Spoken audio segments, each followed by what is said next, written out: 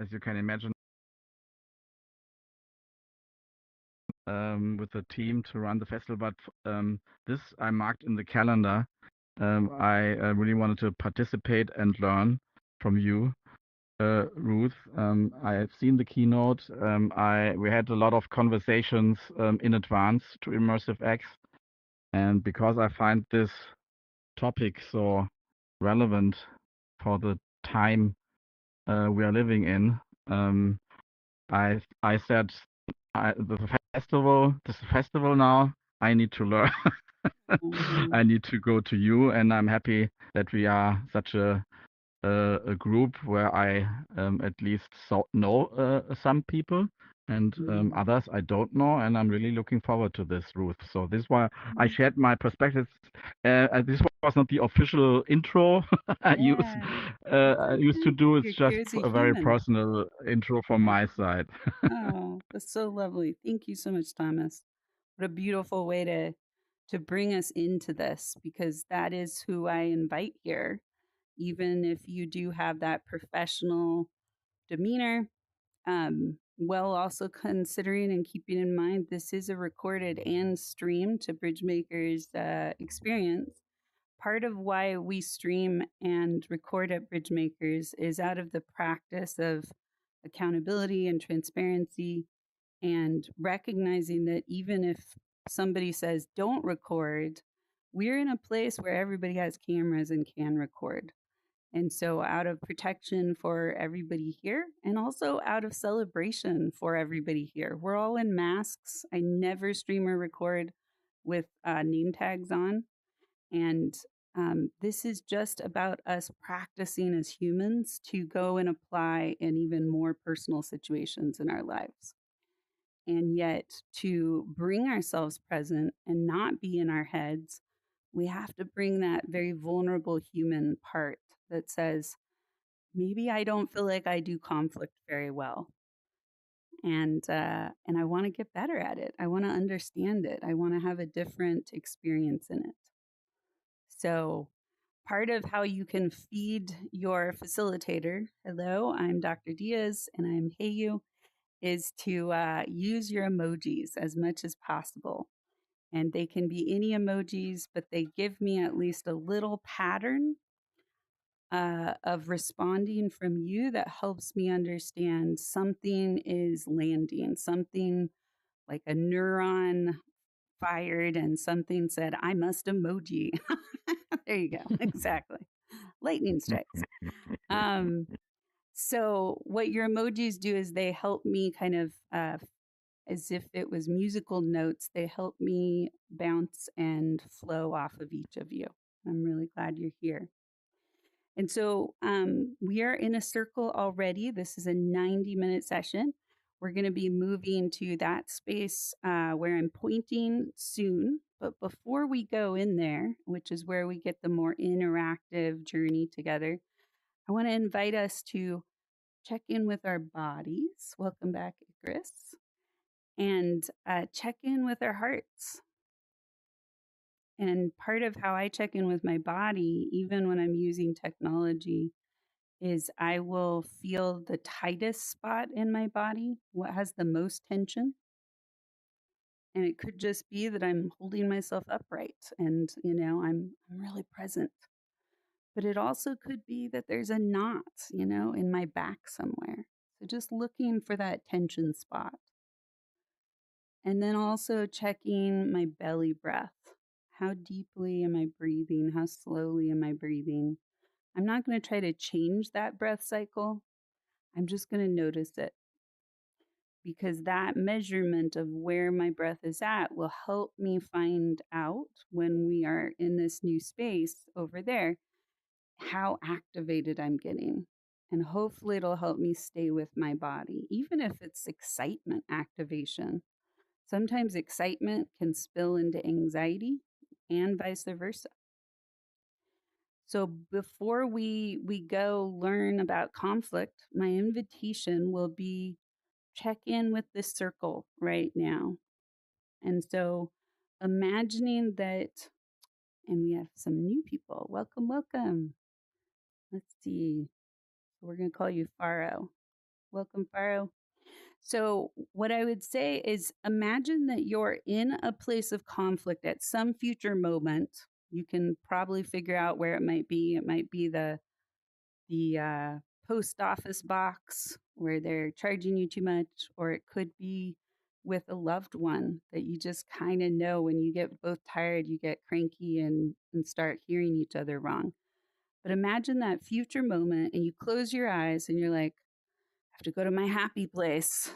Gotta go to my happy place. But instead, you're magically transported back to this moment, to right now.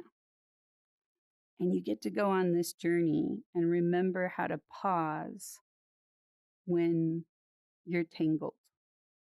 And that's what we're going to do today. We're going to pause in between the conflict and learn more about what's happening inside of us. And so, what message would you give that you that is about to just be in the middle of the thickest conflict? If you could give yourself a message of compassion, a message of growing, a message back where you said, we learned something today, what would you wish for yourself when you're feeling that stress and overwhelm? And I'm going to invite us to go around the circle and offer those scared parts of us one message of compassion before we even start, helping you remember you have this inside of you already. I'm just going to show you some of the details of it. How would you give yourself grace? So, my message, I'm going to check myself. My message the next time I'm in conflict,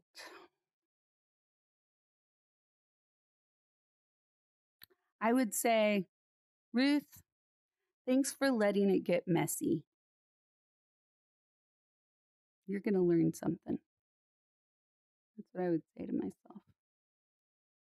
And so, Nico or Faro, if you're willing to check in and share, we'll go one direction or the other. Just a one sentence check in. What would you offer yourself? Faro, would you be willing to try? Faro's like, I don't know what I'm doing here. No. Okay. Faro says, skip me. Okay. Rasu, would you be willing to check in? What message would you give your future self? You warm? It's hard to hear you. Can you say that again? It's like a warm tornado. Ooh, we got a visual. This is what our brains do when we don't have language, is we get metaphors. So did you all hear that? No. A warm tornado. You can click on your menu, click on that person, and bring their volume up if you Yeah. can't hear them. Yeah. And this circle's volume is not wonderful, so please know that is noted and we're working on that. Welcome, Perfect. Glad you're here. We're just checking in about a message of kind of intention of how we learn through conflict. And I gave everyone a back to the future exercise. The part of you that gets scared in conflict, what comforting words do you want to give yourself about learning here today? So we got a visual, as Sue said, a warm tornado. So that's an interesting combination. Who here has ever thought of tornadoes as warm? Not me, right? So this is a gentle way to kind of bridge something. That was lovely. Thank you. Okay, Alizar, what message would you give yourself? Maybe don't panic. Don't panic. The words to Hitchhiker's Guide to the Galaxy lives on here. Don't panic. Yeah. Yes. There you And bring go. your towel. And bring your towel. There you go. Add that part. Can't hurt. Really fluffy towel. Love it. Thank you. Some humor in here. Armani, what's your message? I guess one of those. I was thinking about it, but I'm changing the words here. But it's just another one. It's just another one. That's lovely. Yeah. Says the meteorologist. It's just another storm. There are many to come. Yeah, that's beautiful. Thank you, Armani. All right, Tom, TBN. Yeah, that would be kind of my attitude, like Armani. I would say, "Oh, you again. I know you. Oh, you You're just again. not going to draw me in." Yeah, Hello, yeah, friend. Oh, you again. yeah. Not going to Yeah, draw me in. there you go. Gerald, what about you? My message is step forward. Ooh. You know, sometimes when people find those messages, they land in my body, and I felt that go into my throat and down my spine. Step forward. And I come forward. I'm like, I'm here. Let's do this. Yes. Well done. You found it. All right, Thomas, what's your message? Well, speaking out of a recent experience that I had to deal with, I would say people don't really want to hurt you, but sometimes it happens, and ask for the reason why something happened Oh, and try to yes. understand them. Yeah. Oh, that feels like the guidance I wish my father had given me or something when I was a kid. They're they're not trying to hurt you, but they still might. So just try to ask a question about that. Learn a little bit more. Yeah. Curiosity is such a magical part when conflict happens. It's the last thing we want to do, but it is an absolute doorway to resynchronizing and repairing. Yeah, well done. Thank you. Faru, you're orbiting like a clock hand around the space. Would you like to try giving us a message now?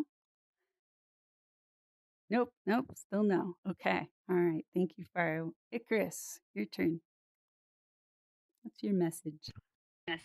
Yeah, I think I would say think something along the lines of sometimes it's better to tear down, like instead of trying to row in vain or something like that. I like that. I want to make sure I got that word. So sometimes it's better to blink down Tear than down or tear down. tear down. Oh, so this is a bridge burning lesson, right? Sometimes bridges are burnt and we think who would burn that bridge, right? But sometimes bridges are dangerous. They don't have the support they need, and burning the bridge can be the kindest thing to build a better one. And so you're dressed for the army and you're feeling the destruction. Sometimes it's better to tear down. Okay. I welcome that too. Thank you. Amy. I think I have problems to pronounce that in English, but I have Mhm. curiously oinking, you know, what little Mhm. pigs do, Yeah. because it's This is also great. getting up an image in my head that Mhm. little piggies are just happily running around and just try out what is happening here and are Okay. curious about I it. love that. I love that. So maybe the oink represents how some people feel revolted by that oink. It doesn't sound it doesn't sound like a song or melody or soft, but seeing the Yeah. curiosity even in that muddiness, even in the argument of it. Yeah. Yeah, it's a funny German word. It's grunzen. Konsen. And it's all grunzen, yeah. It Konsen. already says what it is, I think. Yeah. Okay. Curious oinking. We have such color here today. I love it. All right, Marsha, your turn. Is this question for how we feel right now? It can be, yeah, but it's also a message if you Okay. want to the part of you that will be in conflict in the future. What do you want to say to that you with compassion, with the blessing, with the wisdom you wish to learn today?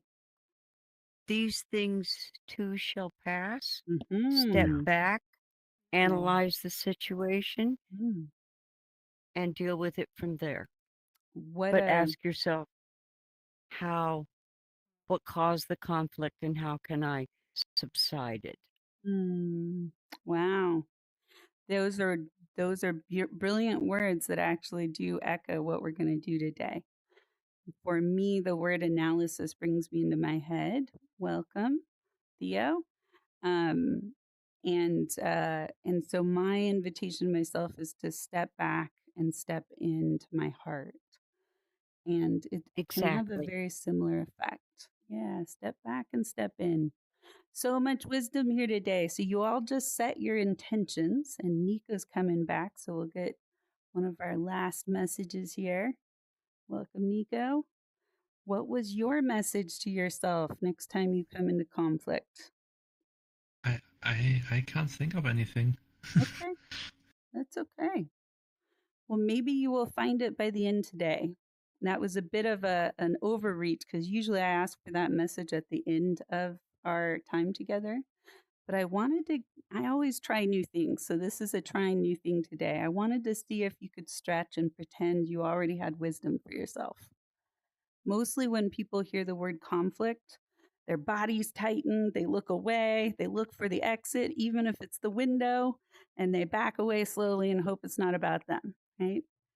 And we're going to try something different today. We're going to lean in, we're going to step in, and we're going to say, what if it wasn't all a disaster that was going to make us all worse towards each other? So, the first thing we're going to do today, and then we're going to look at how we can apply it to our lives right now. So, that'll be the last piece, is we're going to go into this other room and we're going to look at a model on conflict. So, there are 3 parts to this model. The only part we're going to look at today is deepen. So it's the DOT model, deepen, orient, transform. And this is a multi-series workshop, but the deepen part is the most important one. It's the part we currently have built. And it is about addressing emotional fluency. So most of us have been taught, whether directly by our parents or non-verbally. Maybe nobody ever said this to you, but we all know these messages. What have you been taught about feeling your feelings? If you feel your feelings, what does that mean about you? Just give me some examples.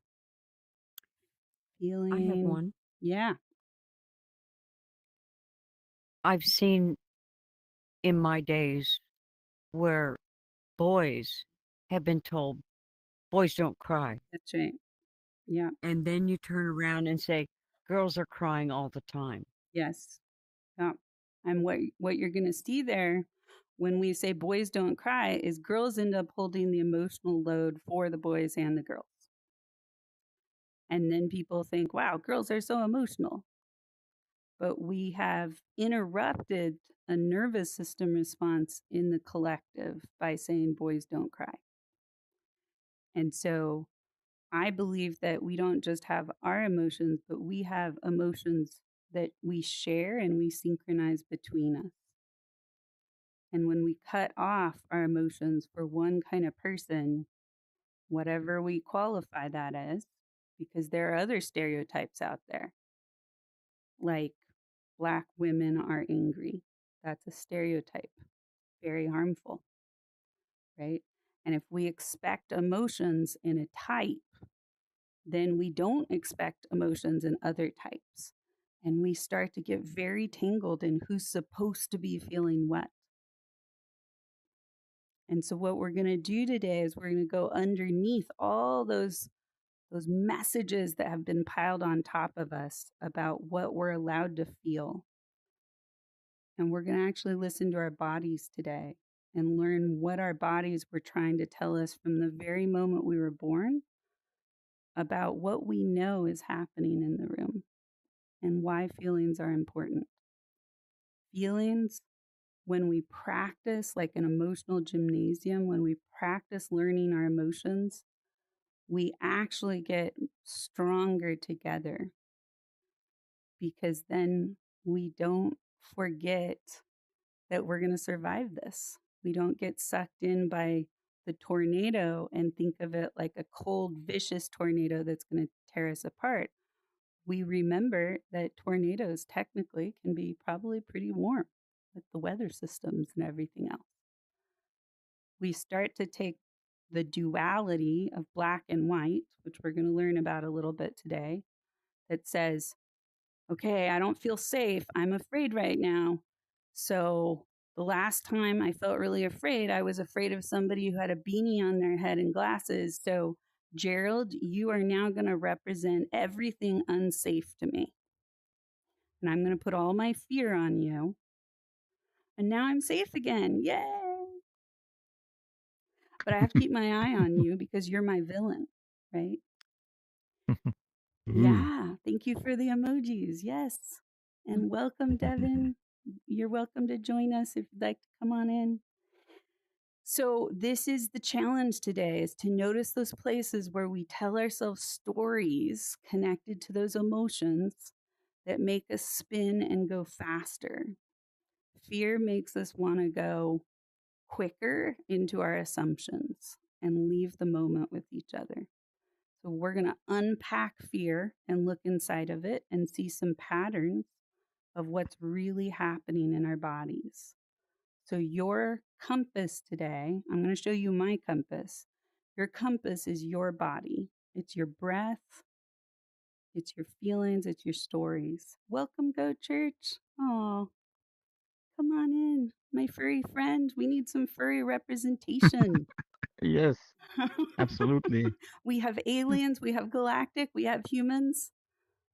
We need furries. Come on in, Go Church. All right. So, without further ado, I want you all to think about this as not just something you're watching with your eyes. This is something you're going to participate in. The more you can move your body, the more you will learn this from the inside out. The more frozen and analytical you get, the harder it's going to be able to remember what you learned today. So challenge yourself to jump in and just offer one little thing. Notice noises that maybe want to come out of your body.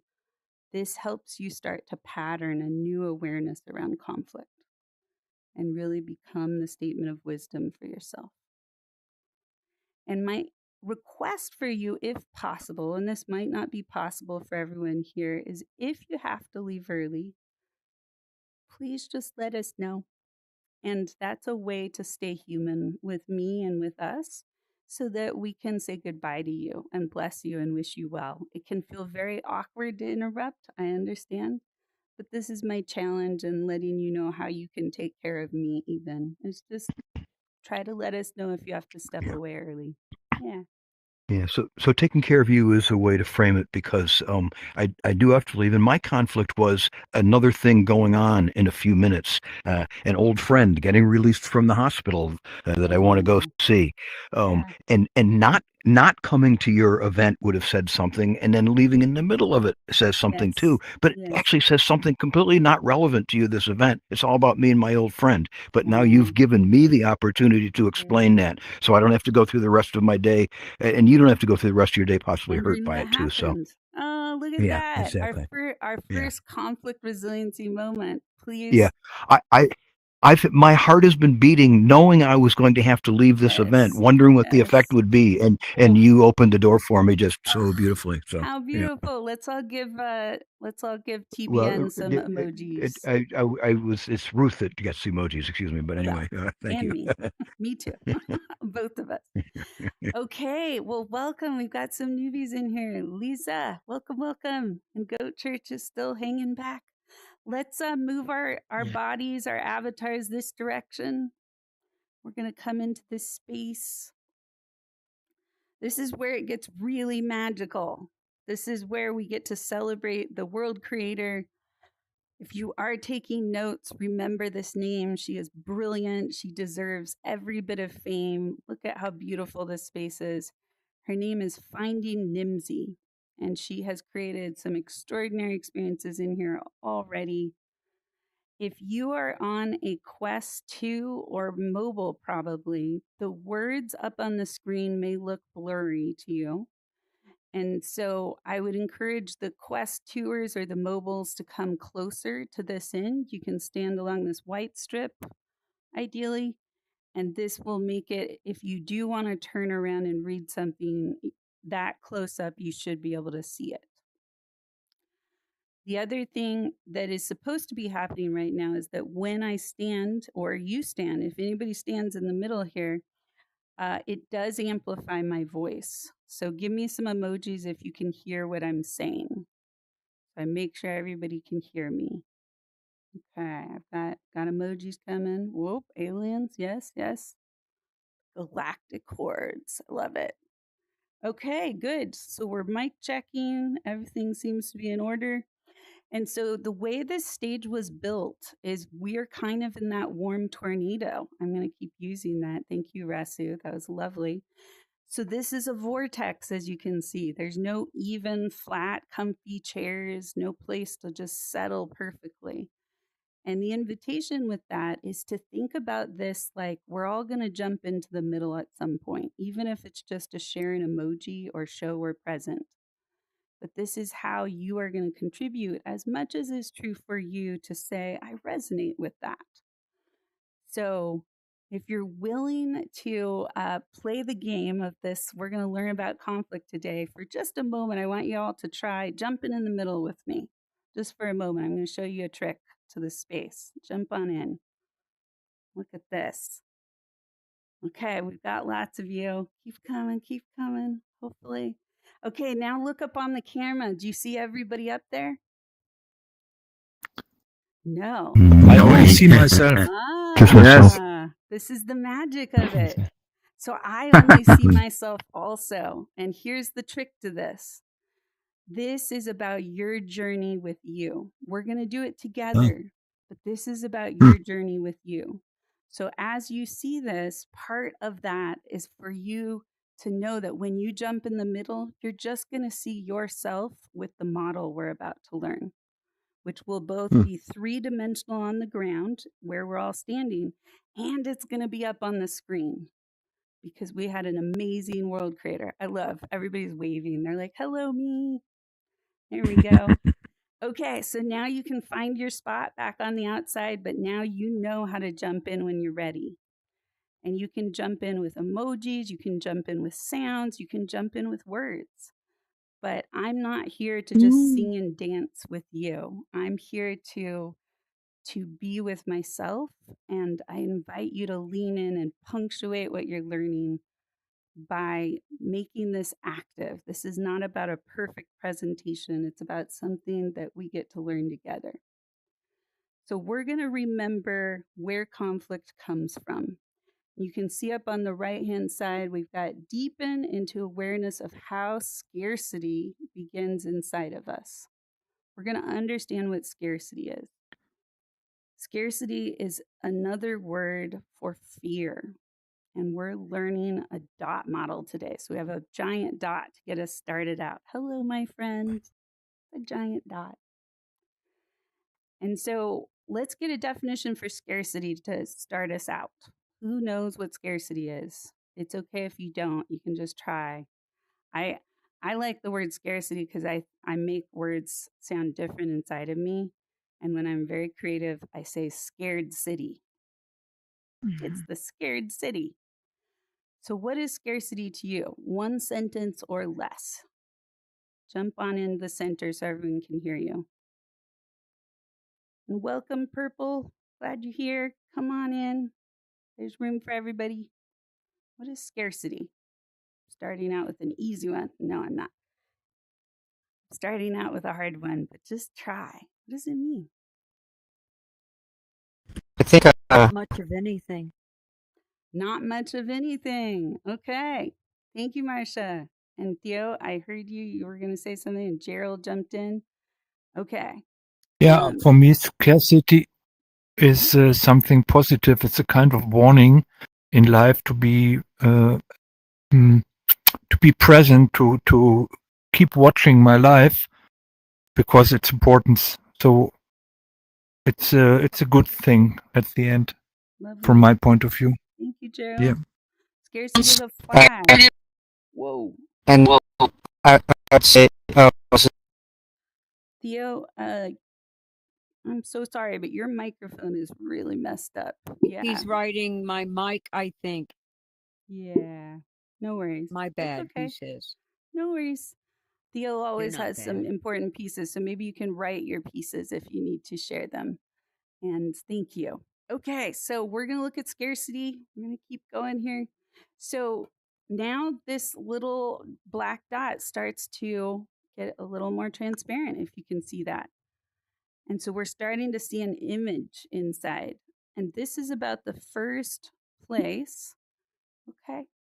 This is about the first place the conflict begins. It doesn't begin after we have a voice, it begins before we have a voice.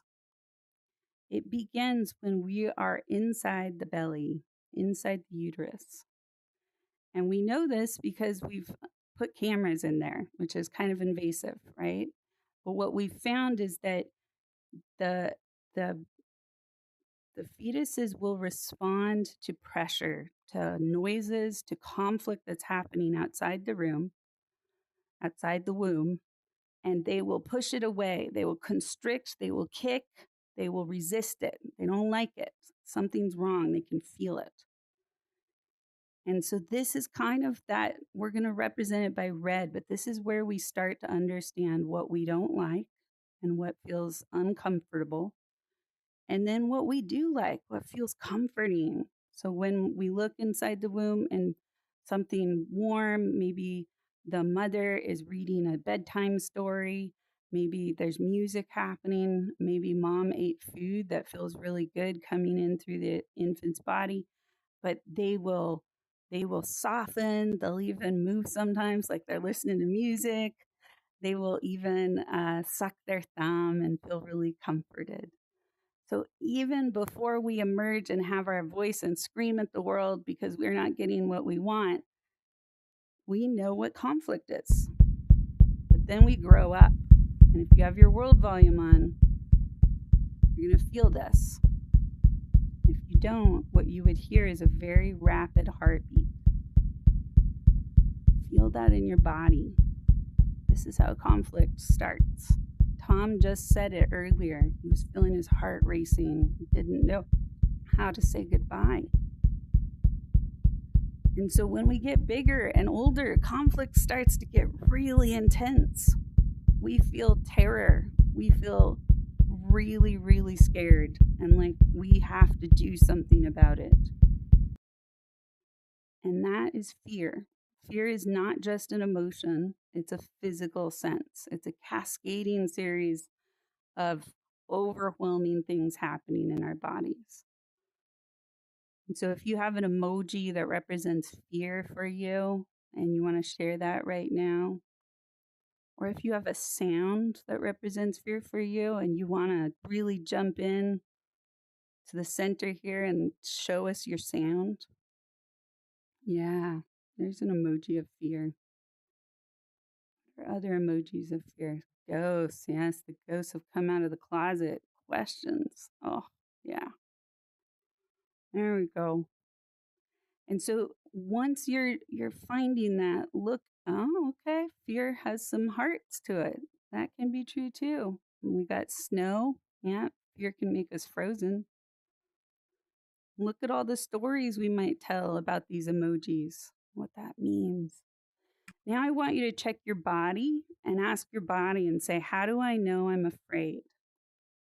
And what's interesting is often the heartbeat is the same. Most of us will have an increase when we're really feeling fear. But the other things, the tensions that happen in our body, do our neck get tight? Do our feet get cold? Those don't necessarily resemble each other. Those can change. So asking your body what it feels when you feel fear is you starting to realize you have your own journey with your body today. And it's most important for you to learn what your body's telling you, not to listen to me. Your body is your expert to explain conflict to you. And yet, even within this very primal place in our bodies, we have this thing called culture. And culture teaches us how to feel our fear and how to talk about it. And culture will tell some of us that we have to be very quiet about our fear, and it's rude to talk about it. And other cultures will say, if you feel fear, you must scream. Now, those cultures are usually animals at this point, sometimes people, but if you think about prairie dogs on the horizon, you know, they share their fear actively, constantly, even birds, right? So cultures teach us how to share our fear and how to let people know what's happening. And your culture taught you how to feel your fear before you even had words. And so now, as you can see up on the right side, for those of you who like to have your heads involved also, we have the word archetypes. Would somebody be willing to tell me what the word archetype is? I'm asking you to take little risks because, yes, I've talked about this many times, but what does it mean for you? It's totally fine to take a guess. Just jump in the middle here. What is an archetype? We've got some typing, which is funny because archetype has type in it. Archetypes are tools of perspectives we reenact with ourselves. Okay, yeah, beautiful. Surroundings, Yeah, architecture.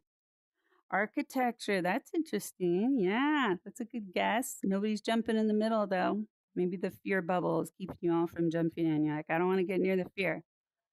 So I like the word archetype because of this. What am I doing with my hands? I'm making an arch, right?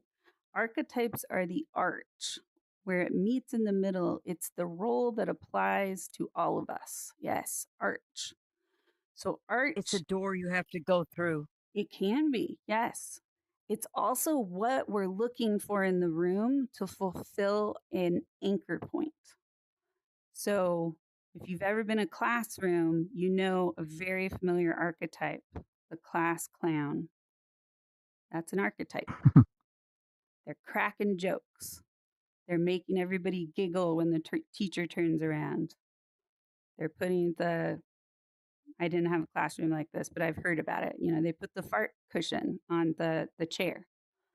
So when the teacher sits down, everybody laughs, right? So the class clown is the somebody who's releasing the tension in the space. And if you take them to detention, if you send them out of the room, guess what's going to happen? A new archetype is going to emerge. The class clown will get replaced by somebody else. So archetypes are fulfilling the needs of the group. Whether or not you want to be that archetype, you end up becoming it sometimes if you are empathic or vulnerable enough in the space. And so we're going to learn about conflict archetypes. When we're all feeling some fear and we're not talking about it, we start to nominate through our nonverbals. So when we communicate, most of how we talk to each other is not through the words we're saying. And I'm going to give you an example of this. There was a study done on doctors who were working with patients, and the insurance companies brought people into a room to watch a doctor interacting with their first patient. But they did something really important. They put it on mute. So you had no idea what that doctor was saying to that patient. Within 30 seconds, the people who were watching these screens could predict with an incredibly high accuracy how quickly that doctor was going to get sued. How quickly somebody was going to make a formal complaint against them from just the nonverbals. 30 seconds is all it took. Body language. Body language, how we approach each other, how close we get to each other when we talk, how we synchronize our body language. And in the metaverse or the pixelverse or just in this room, we have different body language happening depending on the technology you have here. And so you could just be in a mobile or a desktop, but your body's really frozen. And I could start to polarize off of you. I didn't know that. I could think, wow, you're being so judgmental over there. And that is not your real body language. You could be dancing, you could be like feeling all kinds of feelings. And I just don't see that. But I could make you an archetype for me if I'm really afraid. So, this is one of the ways we have to get conscious of our nonverbals in this space, because it can lead to all kinds of conflict that we didn't even realize we were participating in. But in physical reality, we often don't pay attention to those things. And then it gets us into trouble because we don't notice all the little signs that are telling us conflict is a coming. So we're going to look at the first two archetypes that happen for conflict in any situation throughout cultures. You might have different names for this in your language, but for English, villain and victim, or the bully and the target. Those are the first two archetypes of conflict. And so in the body, think about if you've ever felt like the villain, what happens in your body? What do you want to do as a villain? If you can mimic it in your body language, show it to me right now.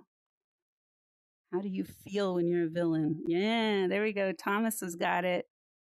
Right? I'm getting bigger. Rawr. Yes, my claws are out. Okay, good. Yes. And what about victim? What about target? What's your body language of? Oh, there we go. We're shutting down. Oh, yep. Look, crossing the arms. We're putting our head down. There we go. Yep. And turning away. Look at Nico. There we go. So I wanna pull my body language away from you. I'm hiding my face. We've got a furry here hiding their face. You got it.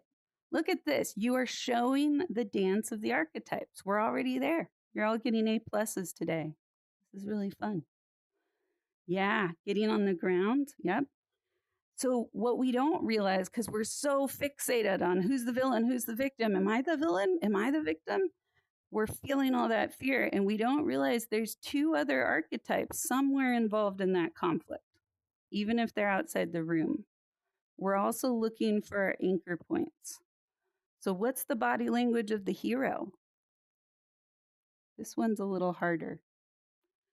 Oh, look at that. Yes, hand in the air. Ooh, now we're not claws out. We're holding the space. We're being grand. I am the hero. I've arrived. I'm the victor. That's right. Ooh, we're strong. Look at that. Thomas. Yes, look at my muscles. Or Superman, right? Yes, I'm shooting up in the sky. Superman. Yes, thumbs up. So heroes can feel really good. That's right. Arm out cast. I can tell you what to do. I'm in charge. What about the bystander or the vicar? What's the body language? Oh, peace. I like that. What's the body language of the bystander? This is an easy one because you can just freeze and you'll be good. Just don't do anything. This is the least trick question I'm going to ask you today. So bystander is just like, oh, I glitched. I'm not even here. You're just going to think I lost my headset. It died. Goodbye. Now, if anybody leaves right now, I'll be really sad, but I'll understand. Oh, look, Theo left. Well, there you go. So the bystander freezes until nobody's looking, and then they edge out of the space, right?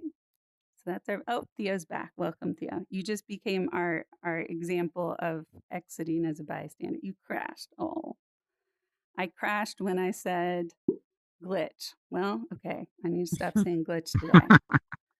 All right. So now we have our anchor points. AFK in my mind. You went, a quotable quote for today. I went AFK in my mind. Away from computer for those of you who are not immersed in this space all the time. Thank you. Yes, yes. And what we're going to do here is we're going to recognize that there are primal body responses we just already showed that go with these archetypes. Our villain is in fight. I'm shaking my fist. Our victim is in flight. I got to get out of here. I do not like Here, this. in your face. Yes. Ooh, there we go. That's the fight, right? Your body language is really close. Even though I've taught this 1,000 times, my heartbeat just jumped right now, right? That body language tells us very quickly, oh, right? So I can kind of shake and shudder a little bit to bring myself back. So we've got fight and flight, and then we have fix. Most of us are like, wait, fix is bad? I want to fix it. And freeze. Oh, there you are again. Woo! Oh, are you hugging me? Fix. Oh, Fix. Yeah, there we go. Thank you. And thank you for jumping in the middle. I promise I won't bite. This is my favorite thing to teach. So, if anything, I'll give you lots of candy if you come out here with me for a moment. So, okay, Theo, thank you for checking in. So fix, even though fix feels good, we all like to fix things. We want to be that hero. When it comes from a place of fear, unfortunately, it is sometimes part of the conflict. It can actually do a lot of harm. Have you ever noticed that? Give me an emoji if you remember when you thought you were fixing something and it just broke it even more.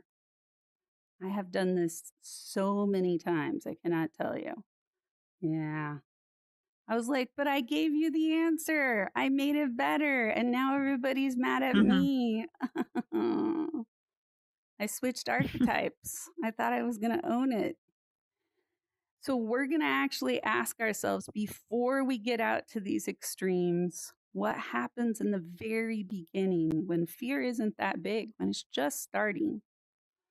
Because mostly the way we remember conflict is the times where we feel like we failed it, the times that haunt us when we're falling asleep, the times where we ache and we don't know what to do with those memories. We're going to go before it got that broken, just in the very hints of conflict, and we're going to learn the emotions and what they're telling us about ourselves. And so this is again where I want you to pay very close attention to your body when we talk about these emotions. If you put it in your head, you're going to get sleepy, is what I hear most of the time. So following your body and turning the volume up. If you notice your foot starts to tingle, trust that. That could be a signal for you that you're going to track later on. It can be confusing, but just listen to your body as we do this. Take breaks, grab water. Theo's in his body now. Yay, welcome to your body, Theo. So in the very beginning, the first emotion that we're going to look at, and I want to specify that this is Ruth's map. This is Dr. Diaz's map. This map has been worked off of many different groups in many settings, and I've learned a lot from so many human beings of every age. This is their map too. But your map might have different emotional names to it. It might have different qualities to it. This is less about this being the right map, and it's more about it being a map you can grow your map off of how conflict grows in you.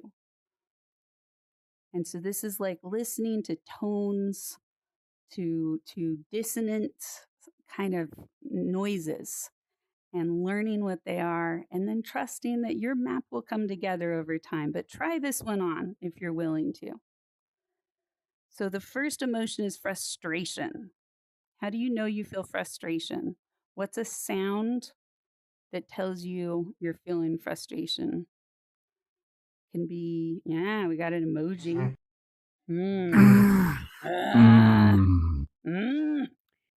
Yeah. Yes. Listen to that. There we go. Frustration has entered the room. Welcome, frustration. And so, frustration, when I have asked people for the words to it, the most common thing I hear for frustration is kind of I want to put my hands on my hips and I want to move towards somebody and say, "Oh, you're not listening to me." Yeah. And what's kind of funny about that is it's predictive, because what do you do when somebody says, "You're not listening to me"? You kind of not listening. Yeah, right. You're like, "What? I was until Or you e- said that." So Or even, now, what are you doing? yeah, right. I'm not going to listen to you anymore because you already told me I'm not. So here we go. Now I'm going to feel some irritation. What does irritation feel like in the body? How do you know you're irritated? Hmm? I like this body language. Yeah, maybe jittery. Right? Yeah, we're moving. We're kind of You're, dancing. We're kind of like you're kind shuffling. of tense, right? Mm-hmm. Yeah, I'm coiling up like a cat ready to spring. You ever seen that on a cat? The hairs right in front of their tail start to raise up. That's irritation, right? Right? Ooh, we got a new avatar come out. Yeah, look at that. Black and white. That's a gorgeous avatar. No head to it. Yes. So The here's heads are the birds. the trick about this, because we already talked about this, right? Nonverbals are way more powerful than verbals. And so what happens in the beginning, we haven't all taken votes on who's going to be what archetype. These emotions are actually flowing back and forth between you and I.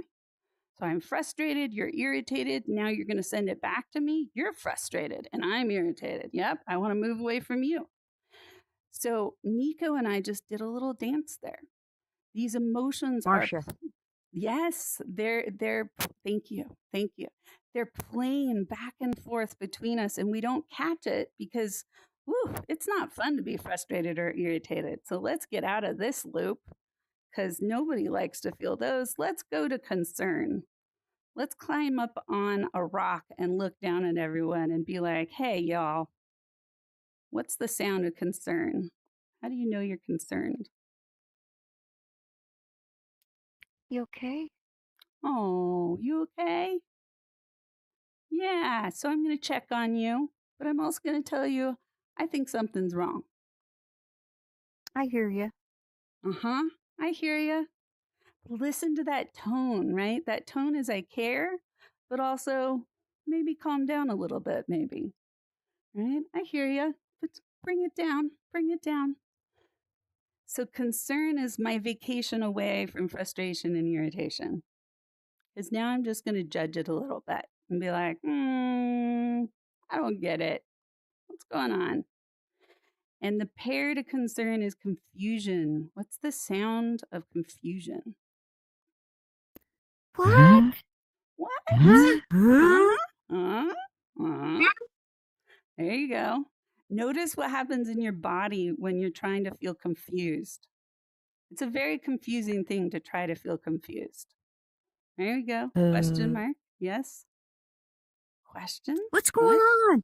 Yeah, listen to that. What's going on? You okay? There you go.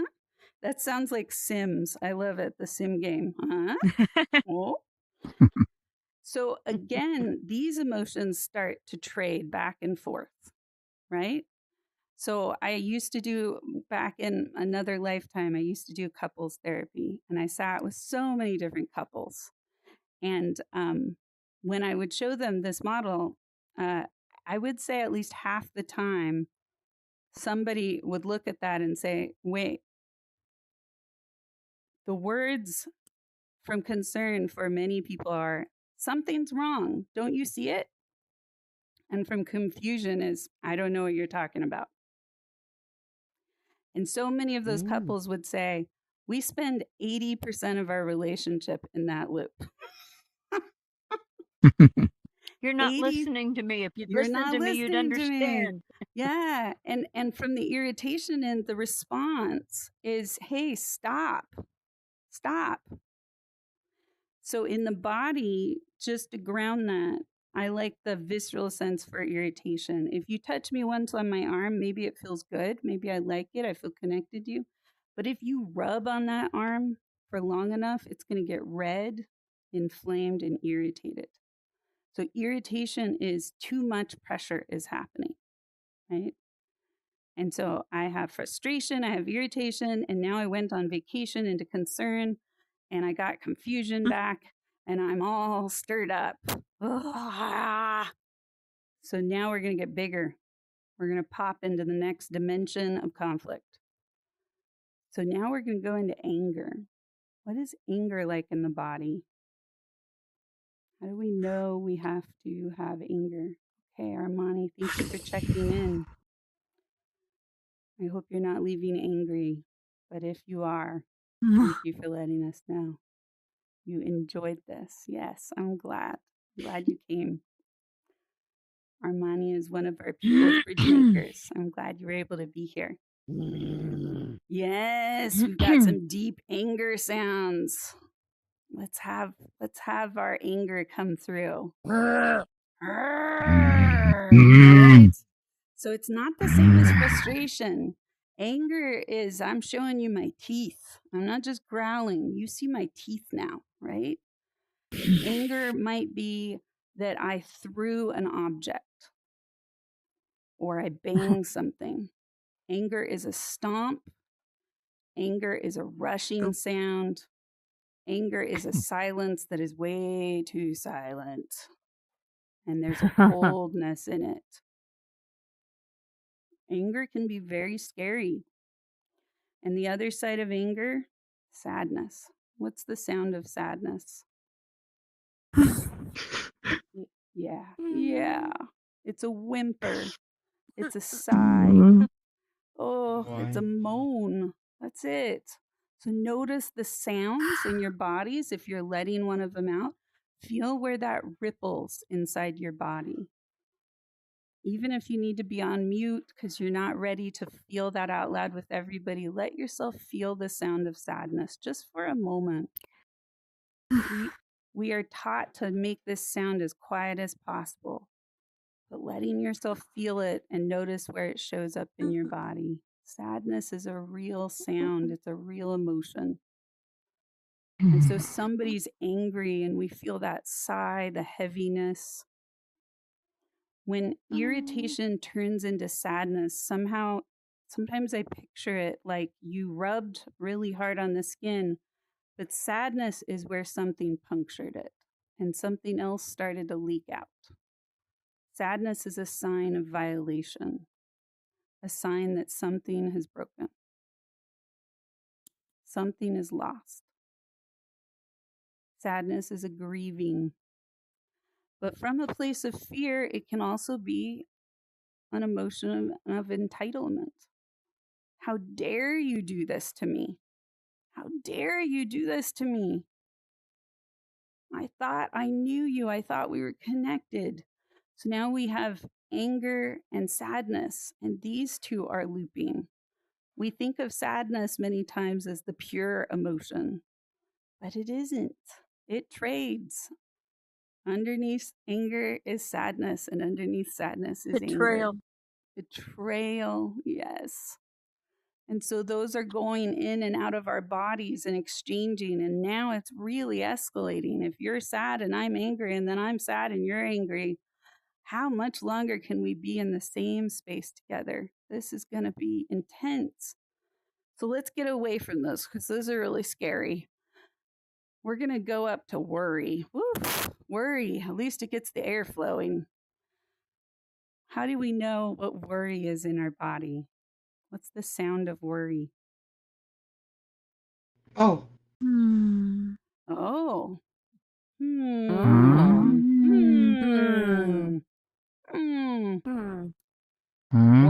Or uh-oh, right? Uh-oh. Uh-oh. Yeah, there we go. Yeah. So I used for a hot minute in my life, it's a very long story and you'd have to get me tired enough for me to tell it, but I used to have a lot of mice accidentally all at once. And at night, they would worry together and they would all get on their little wheels in their cages and they would whir. And I could hear all the wheels going at the same time in the other room. And I was like, I'm worrying about the mice and they're worrying about themselves. And we're all just worrying in the middle of the night. Worrying is like a worry warts. Yes, worrying is like a Rolodex. For those of you who maybe remember before the iPhones, before all the electronics, Rolodexes were these magical circular fans with cards on them, and they kept our addresses and important information. And worrying is like trying to find the answer in our Rolodex. We go A, B, C, D, E, F, G, all the way to Z, and we just restart back at A. A, B, C, D. So worrying is this constant sense of I should be able to fix this. And if I just think about all the same options again, maybe I'll see it this time. And then we have guilt. Choices. Yes, we're trying to find the right choice, but we're getting escalated. What is guilt like in your body? How do you know you feel guilt? Uh-oh. Uh-oh. Oh, no. no. What did I do? Listen to those sounds. Listen to the tones coming out. You did it wrong. Did it wrong. And these start to cycle.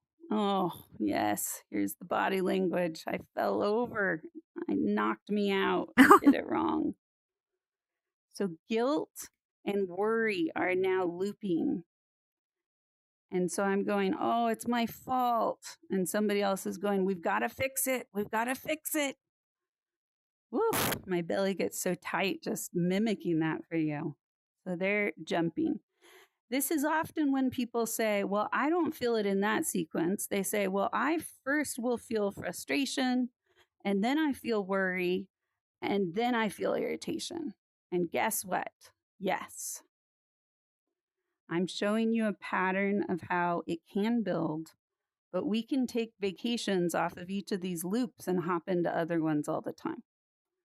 When they're there and we're used to traveling them, this is a nervous system response.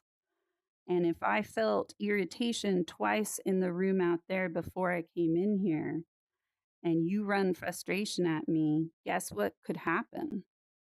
I'm not going to loop in frustration with you. I'm going to hop into anger because I already felt irritation out there. And you don't know that.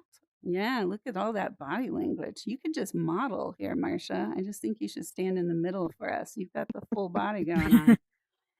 Yes. So think about that, though. Think about what we enter our spaces and connections with, like that doctor I told you who came in the room.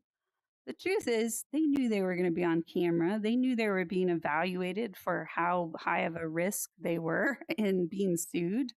Yes. And so they were probably feeling pretty scared. And yet the prediction still worked. But what it tells me also is that bedside manner was not a good training for those doctors. And lo and behold, once that study came out, those doctors all got a lot more trainings on how to be connected to their patients.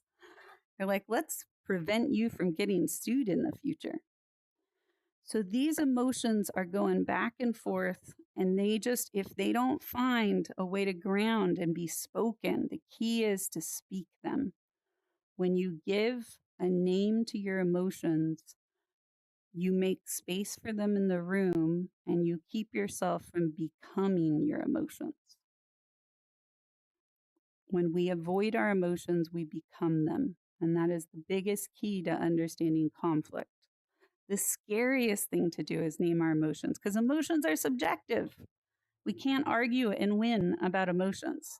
Well, I feel irritated.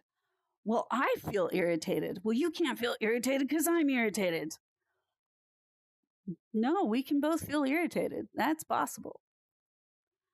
But when we're in this place of conflict, we often feel like we're having the unique experience. We're having the special one. And so the next level beyond anger is rage. How do you know you're feeling rage?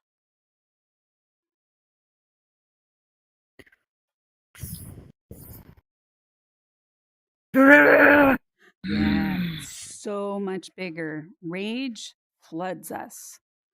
Rage is where people talk about seeing red, blacking out. Rage goes from I speak, I scream, I throw an object, to you are the object. You have turned into an object for me to get through. Yeah, look at that body language. What? Can't believe you. My battery is being weird. An expression of rage.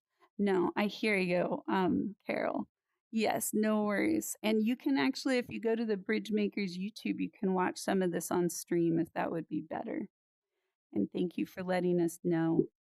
Sometimes people cycle in and out. Something about this world sometimes can glitch them. So thank you for letting us know if you're just feeling fatigued from coming in and out of the world.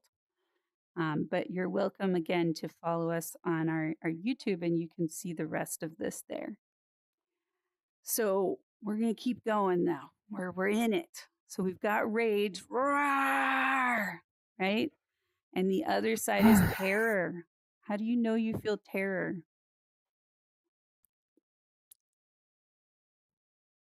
Yeah, the shivering, right? The shivering, the room got so cold. It is not a warm tornado anymore. This is really life and death. Terror is terrifying.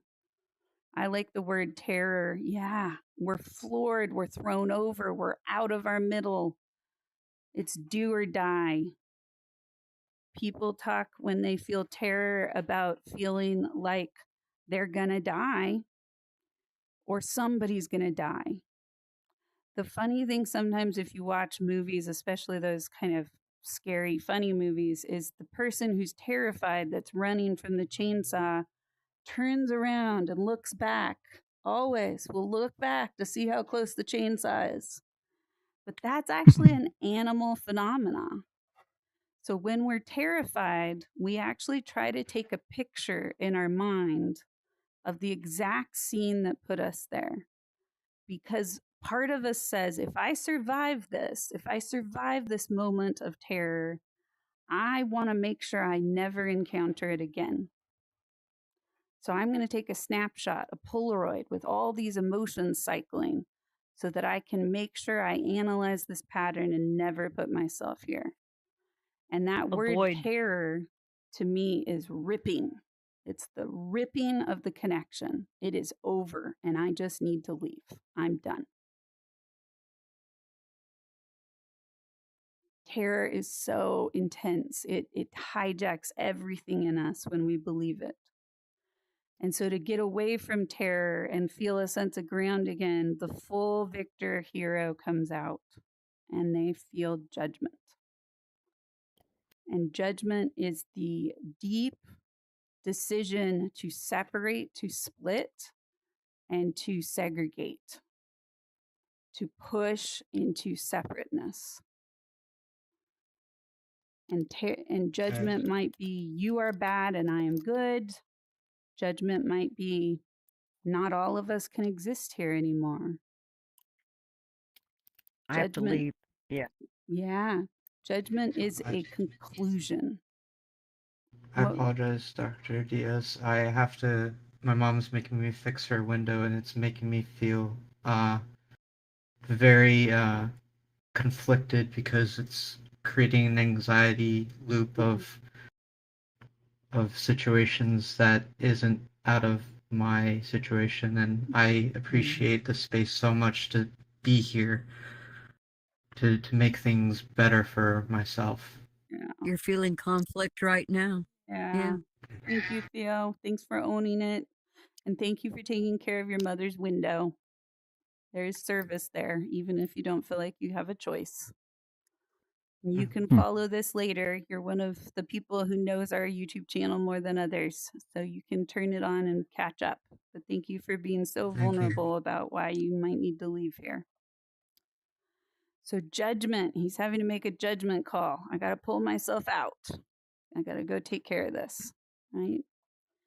And the other side of judgment is shame. This is one of the most important emotions we're going to cover today. How do you know you feel shame in your body? Yeah, turning away, looking down. How do you know you feel shame? Yeah, I can't speak anymore. Many times for shame, there is no sound to it. Shame takes us over. It tells us there's no hope left. If we get stuck in these extremes, especially shame, we can start to believe some very harmful things about ourselves. So some other context for you is back in the day, I worked crisis lines. I talked to people all over the world that were in the worst moments of their lives. And one of the things this model did for me, which I then taught to the organization I was working for, is they said, how are you so good at screening calls that are high risk without asking them all the risk questions? And one of the ways was that when somebody sounded very judgmental, either of me or of their own lives, I knew that they were in a place of shame. When they were saying, Listening. yeah, so shame is a conviction of I am the problem.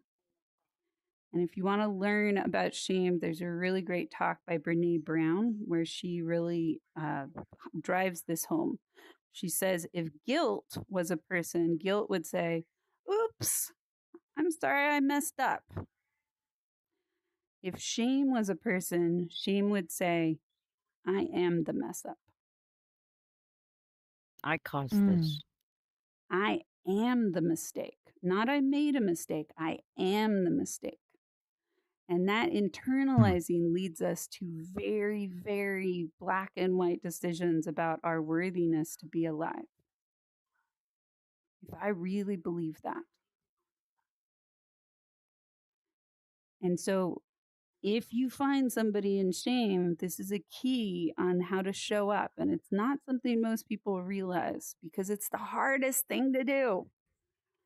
What we want to do when somebody's in shame is we want to say, no, you're not. You're not. No, stop it. Don't think like that. And unfortunately, what they can do is it can push them even further into it. It can have the opposite effect. So the most powerful words, the more you can embody it, the more you will meet them there. To match somebody in shame, because shame is almost like a I'm special, but I'm especially broken. Right? Mm. And so to match somebody in shame, the most powerful two words you can say are me too. Me too. I'm with you. I know this place hear you. also. I hear you I've been and there. me too. And I'm here now with you. This is the trick of it. Not only do these emotions come up in us on their own, but we can actually bring them about as a way to kind of dock with each other. You're angry? I'm angry with you. Arrgh. Am I all completely made of anger head to toe? No. But can I find my anger and growl with you to match you, to slow the ship down together that's just escalating? Yes. So part of what this model has taught me is instead of trying to take on the other side and be like, okay, your shame, I'll judge you. Let's see if we can stop this. No, that doesn't work. That just escalates it. Is to find somebody where they're at and be like, I can hold that tone. I can be there with you. I can see this for a moment. If shame is, I can walk in your shoes. I can walk in your shoes. I can try one of them on. Shame is one of those emotions that believes I'm specially broken and I'm the only one. And when somebody sidles up to me and says, hey, me too, I'm the only one also, I'm with you, I'm totally ashamed. It kind of kills the vibe, little bit. But in the best kind of way if it's done sincerely. I'm ashamed with you. I have shame in my life. Brene Brown says something very important about shame. She said, if you do not know where shame is in your life, guess what? You're in it right now. Shame is the swamplands of the soul. Anybody who doesn't know where their shame is living from that place. Skeletons in the closet. Yeah. If you don't know where your closet is, you're one of those skeletons. Make friends. So, 10 years in the making. Thank you, Finding Nimsy and the BridgeMakers community for putting this world together. I'm going to show you what I have dreamt of for years and years since this model was born. Is it was this image right here. That for those of you who can see with PCs or your Quest even, if you look up at that screen, you can see all the emotions coming together in that center of fear and exploding outwards. This is the pulse of conflict. Pretty. Yeah, all of a sudden it's like, oh, conflict's kind of cool, right? It's like a bow on a package. Yeah, it's a gift. It is a gift. It's very scary when they're all happening. If you stand in here and you feel all those emotions at once, it's like, okay, I just downloaded all my conflict. There we go. Look at that. Actually, that's kind of a cool group photo. Anybody want to get into our swirling vortex of conflict for a moment? And I'm going to give an illustration. Yes, join us. Join us in the conflict. Own it. There we go. Oh, you're all so beautiful. Nico is AFK maybe, but okay, turn Yeah, around. it's better Turn the better camera. to directly face or jump into the conflict than running away from it, right? It is. It is. And also jumping in with some of those emotions that were said earlier, right? The emotions of curiosity, the emotions of greeting conflict as if it was our friend. This is the key to it. The key is to recognize that this map that we all thought made us so special and broken is actually the map of our humanness. And so the last part of this, beautiful human beings, if you want to jump back out to see the last part, woo, all the conflict is gone. So we're going to look up to the left. And if you can't see I this was very feeling your clearly, conflict.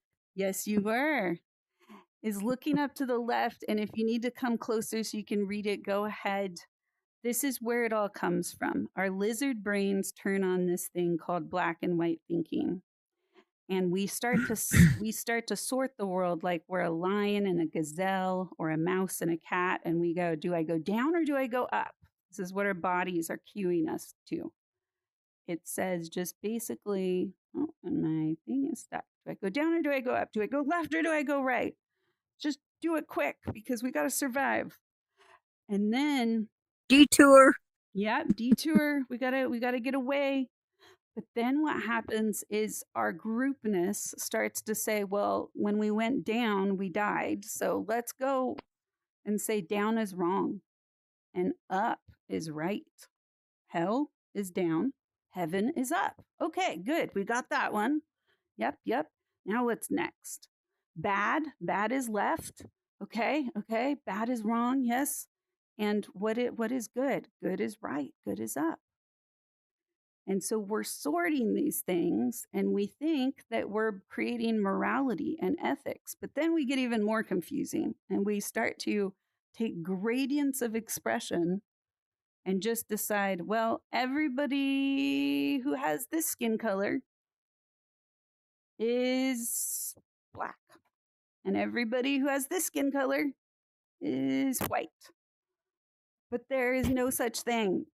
There is no black skin color or white skin color. And yet we do this constantly in our language. And then we wonder how we have all this conflict happening everywhere.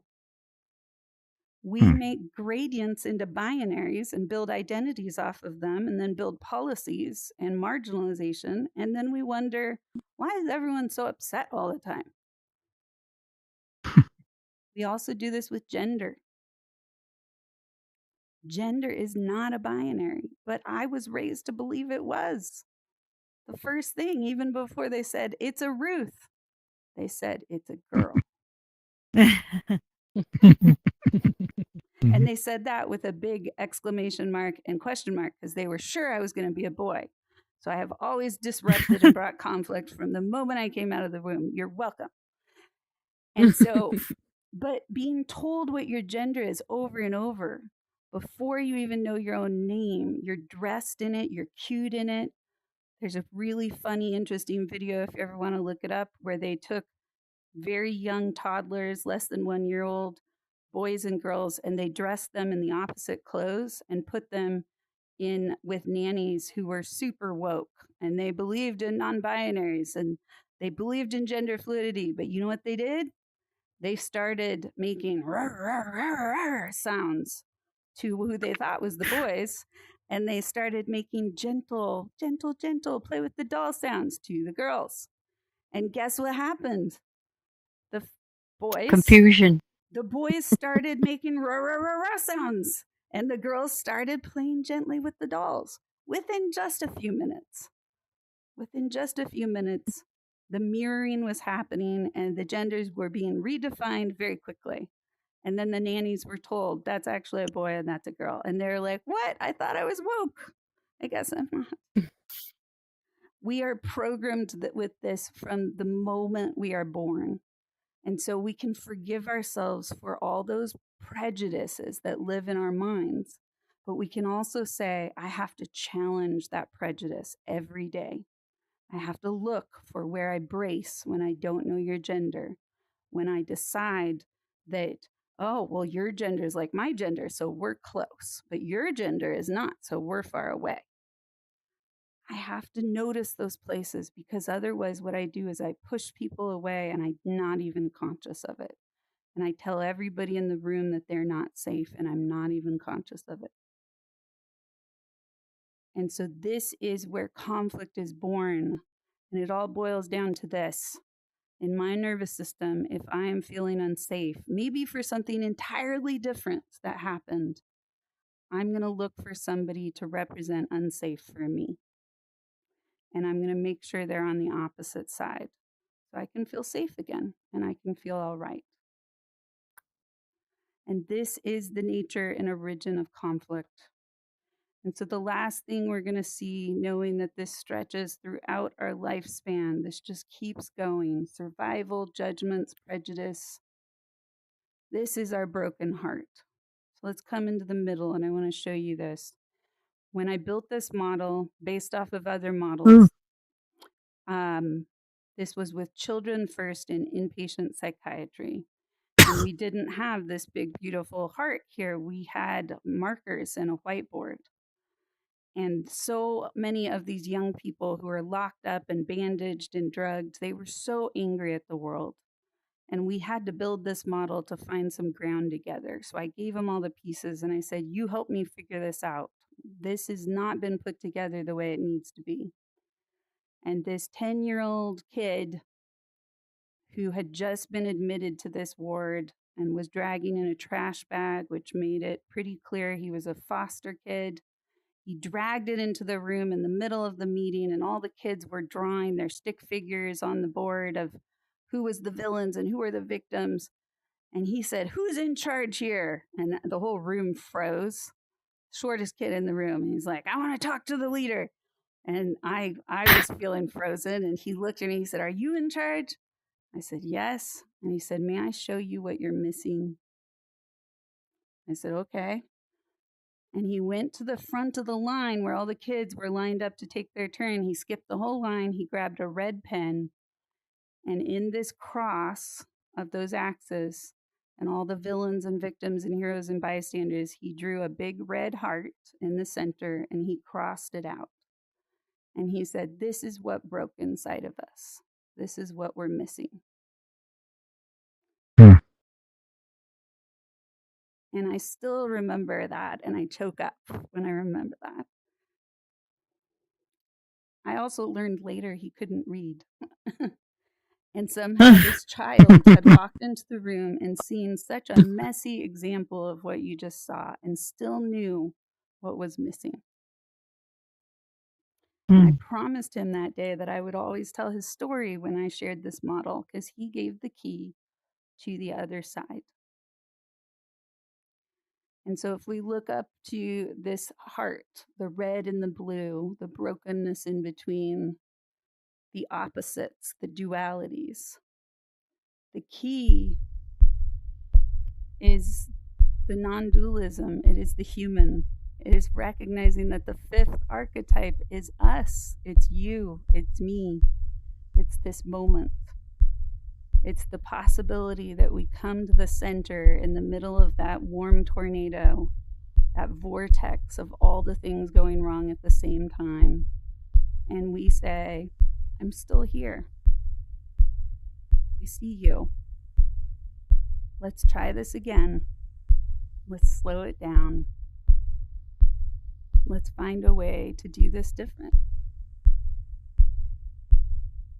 And that is how we go from conflict as a reaction to conflict as a response.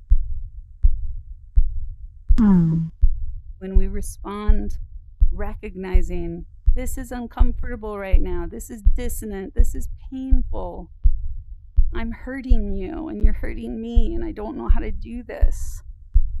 When we practice becoming vulnerable together, even in these magical third spaces like virtual reality, when we wish each other healing, even when we're attacked.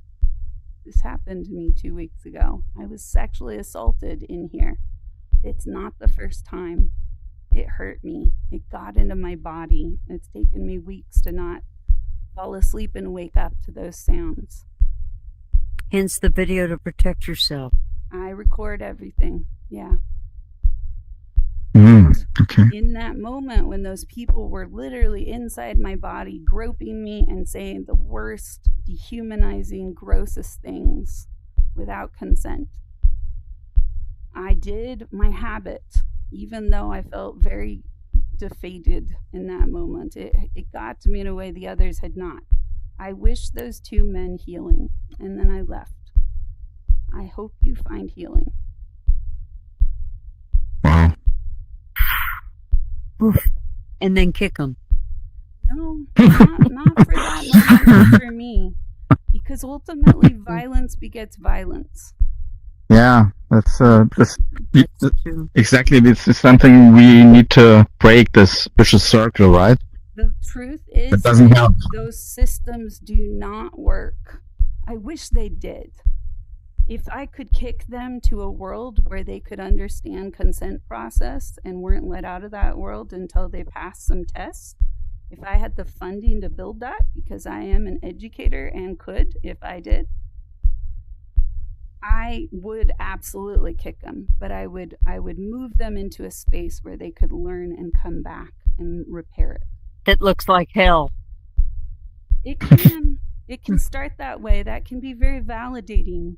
I've done a fair number of interviews with trolls in this app in places that look like hell. And we've had deep heart-to-hearts. And we've told hard truths about what they've done and what they've led. And so And what their hell is- actions do to other people. Yeah. And what their actions tell me about what's inside of them. They're only showing us what's inside. So I'm telling you just one of the most recent stories, but if you saw 90% of the footage I have never published and probably never will, you would know what conflict looks like when people lose consciousness and are fully in their reactions. This place is ripe with conflict. If you want to practice conflict resiliency, go into a public instance. But check in with me first, because I will give you some tips on how to navigate that and who to connect with who are doing this on purpose consciously with things like the No Block Initiative. Choosing to trust and hold the line and treat people like human beings, even when they forget that they are human or we are human. Showing up. And taking care of ourselves. But both can be true at the same time. And this is how I land you all from this beating heart back to the human being. You have the chance to deepen when you feel conflict the next time it comes. Remember that all those feelings, your feelings, do not make you broken. They make you human. They give you a compass to how everyone else is feeling around you. They are a key to the dance of resynchronizing, repairing, and finding a bridge through it. It is not easy. I mess it up all the time, and I'm supposedly the queen of conflict resiliency. I hurt people regularly. Hopefully not on purpose, but if it is on purpose, I do it with as much consent as I can, because it's like an abscess. And I'm like, there's pain here. It's leaking over everybody. I need to say some hard things to you. Tell me when you can't hear it anymore, and we'll pause, and we'll come back when you're ready for more. Conflict does not mean resolution. It means context. It means feeling our bodies. It means slowing down. It means saying thank you. It means saying I'm sorry, even when we don't feel I'm sorry. I'm sorry just means I'm in sorrow that you're in pain. And this third space that we're in is full of these moments where we're going to misunderstand each other more than any other place, because we don't have all those nonverbals. So we're telling ourselves stories about how everybody is thinking about us. They're just simply most of the time not true.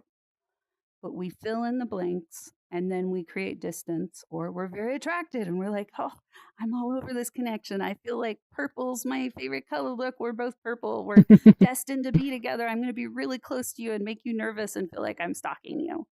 And now you're going to go away and I'm going to feel so hurt. So conflict resiliency versus conflict resolution is about recognizing and committing to a different path in your life. If you believe you can live a life without conflict, you are spreading conflict all around you. If you believe you can live a life of resiliency and inclusion and heart and human, now you're playing a different kind of game. You're in a dance for the rest of your life. How do I feel the pain? How do I breathe it? How do I stay with me and come back and try again? And that is deepen, orient, transform. First, we did deepen. That's all we've done today. Deepen is getting into the gut, being the curious pigs oinking about. We're getting in the mud. When I and BridgeMakers gets the funding and the support, we will build the world on Orient, which is a whole additional recipe on how to practice conflict, and transform. Transform is where we start to label each other with whole new job descriptions. And we start to actually build out an entirely different world in every moment. But first, I had to bring in the conflict, here. the deepen. Yes, I Nope. know. We have so many. Well, we could check downstairs. Okay, my dears, we're a little bit over time, so I would love it if you would be willing to hop in the middle with me and we can get a picture together. And then anybody who would love to stick around and tell me their reflections so that we get some feedback, because this can be a very powerful process, but we rarely get feedback right afterwards because people feel so much about it. Okay, I'm going to come out here a little more. You stay there. There's a weird glitch where the dot turns upside down if I'm close to it. There we go. Look at that. Okay, so best emojis for conflict for all of you. What are your best emojis? For conflict.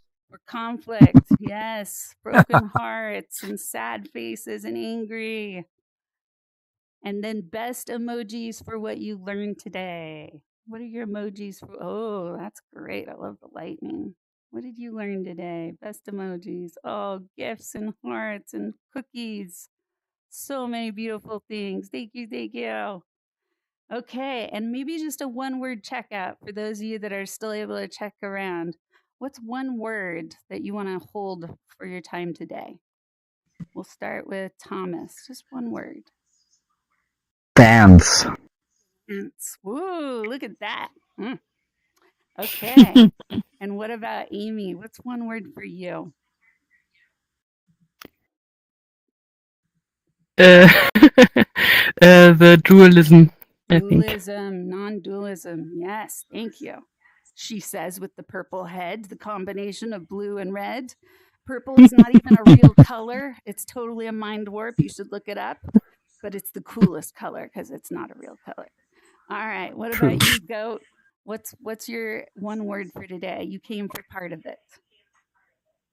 Puzzled. Puzzled.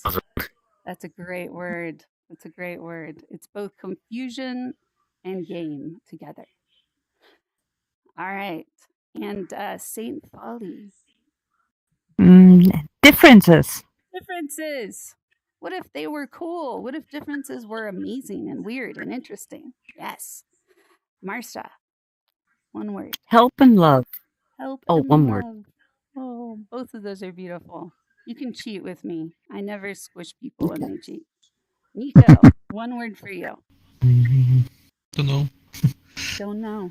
That's honest. I love that about you, Nico. You've given me a whole rainbow of don't knows, but you keep coming back, and that's so beautiful. Project 8. Do you have a word, even though you weren't here? You can Well, I was listening in. I was listening in from the hallway. Okay. When I could, the sound kept going. Kindness. Oh, that's one of our BridgeMakers values. Kindness. Thank you. Kindness does not mean nice. Kindness can be intense sometimes. But Kindness means staying in it and staying human and being transparent and genuine. Gerald, your word. My word is deepened. I feel deepened.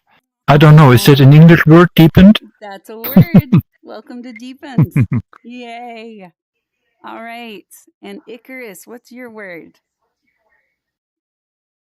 I think it would be scarcity. Scarcity. Yeah. Because I was kind of like thinking, since you mentioned the womb and scarcity, there's a whole tradition of psychoanalysis, and I'm sure you're familiar with it. And especially the older traditions always associate womb with like quite the opposite of scarcity, right? Like where, especially for example for Lacan, where scarcity is something that the baby in the womb doesn't have in a way, and then right. So that's why I found it. It's all good Yeah, in here. yeah, I found it very interesting actually, like how you actually changed it and toppled it down, saying scarcity already begins in the womb. It does. So yeah, that's that stayed in my mind. I will. Yeah. You're like, wow, but maybe you liked it and maybe it gave you direction. So beautiful. Yeah. And Alizar or Carol, what is your word for today? Type it in. Oh. Try again. Oh. Okay. I couldn't hear it, but I believe you have it. I heard a tone. Maybe low battery.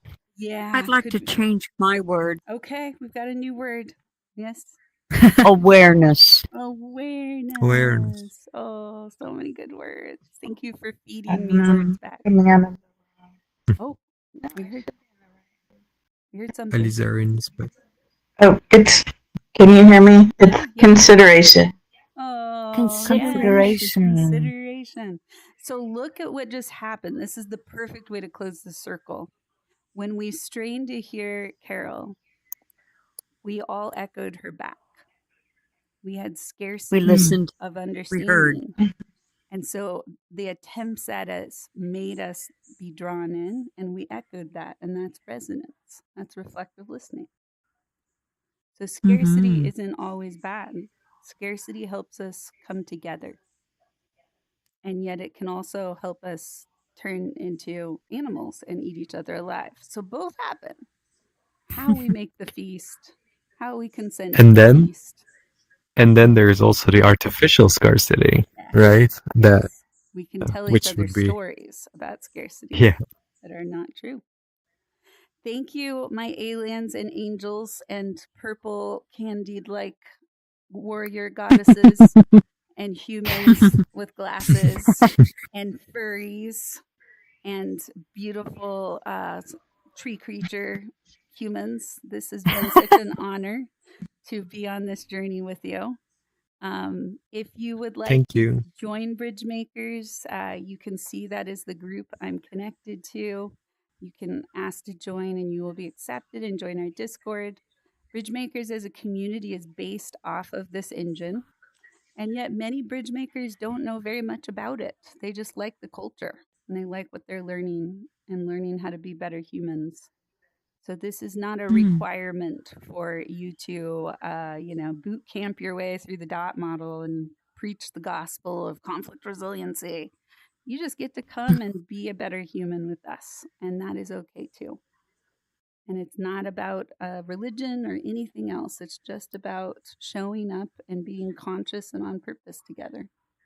In January, we're going to start a cycle over again. We've done several times. We're going to go through each emotion that you just saw today, one at a time, one per month. We used to do it one per week. We're going to do it one per month.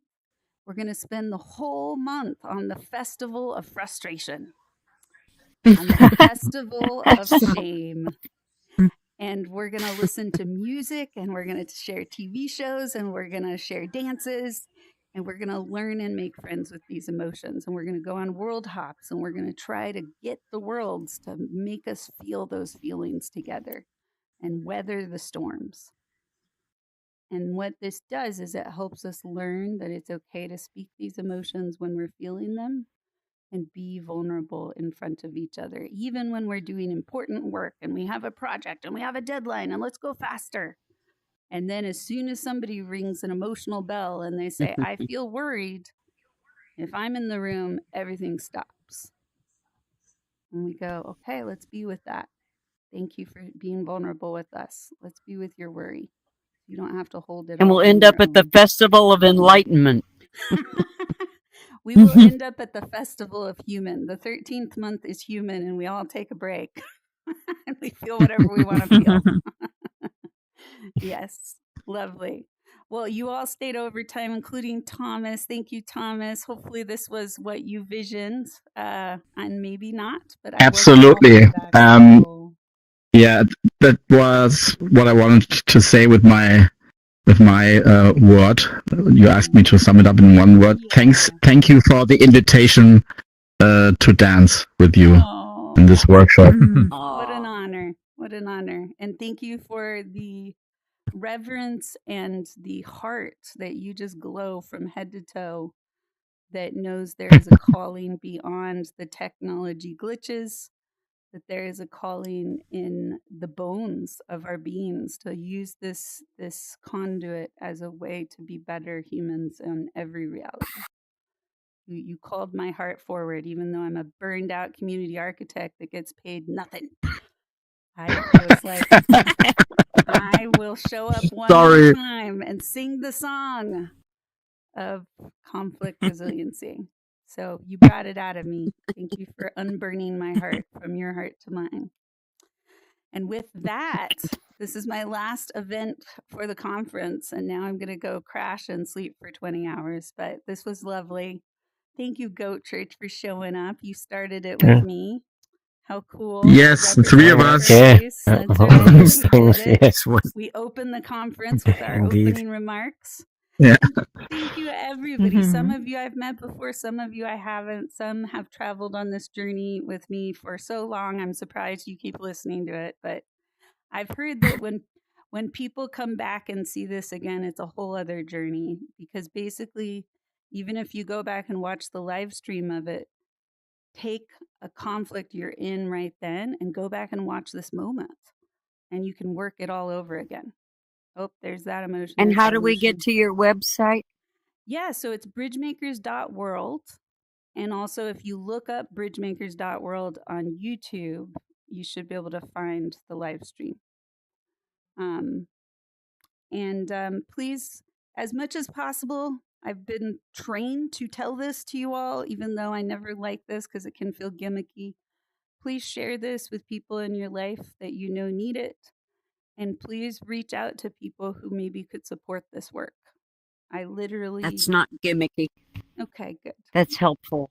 Thank you. That's paying it forward. Yeah, pay it forward and also pay it back, because it's a lot of work to offer this. And the world creator who built this was not paid anything, and she deserves many thousands of dollars for making this space.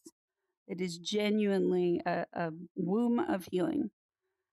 And so think about ways, without trying to empty your bank account, but just ways to contribute back, to send people to us. We could use sponsorship for our next educational events, all those things that add up with so much labor of love. Just thinking, how do I contribute, and not think I can't afford it, but think, how can I afford it? How can I make a dent and support this effort? How can I bring a shader to this space that'll make it even more magical? Whatever the answers are. Whatever the answers are, donations welcome. That was not a hint at Nico, but it kind of was. I've been rubbing on Nico's magical head for a long, long time. Okay, my dears, I'm going to take off soon, but if you do want to reach out to me, please do so. Oh, yeah, there's more. I want to share a story, a personal story with you.